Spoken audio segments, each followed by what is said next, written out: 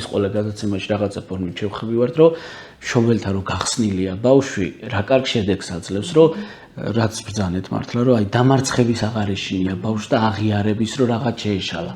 და აღარ მალავს თუნდაც იმ პრობლემას, რომ რაც წამიკითხავს პედოფილების უმრავლესობა და მოძალადეების უმრავლესობა, აშინებს მოზარდს, რომ შენ თუ ამას შენ მშობელს ეტყვი და როდესაც ბავშვს მშობელთა რაღაცა შიში აქვს და ვერ არის გახსნილი, ის მოძალადეც ამას ეუბნება, უკვე ამას აღარ აღიარებს და შეიძლება პრობლემა. ერთ-ერთი იარაღია მის ხელში და თუ გვინდა რომ გადავაიარაღოთ, აი პრევენცია არის კარგი ემოციური კავშირი ბავშვსა და მშობელს შორის.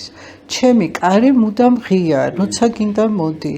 მე ყოველთვის მოგისმენ. კარგი აი როგორ გითხრათ, კონტეინერი უნდა იყოს. შენი შვილის დამტევი, დატევა უნდა შეგეძლოს. ხო ვერ ვიტევ ჩვენ ხშირად ბავშვებს, რა ვიცი, აი თუნდაც ელემენტარული რაღაცა ემოციური პრობლემა და ჩვენ უფრო მეტად შფოთავთ, ან უარყოფთ, ან არ ვთვლით რომ მნიშვნელოვანია და ამ დროს ბავშვისთვის შეიძლება საცოცხლოდ მნიშვნელოვანი. მოკლედ ეს ხო ძალიან დიდი თემა და მართლა ძალიან მიხარია, რომ მამებს ვესაუბრები და არა დედებს. თქვენი სიტყვები ჩვენ მიხარია.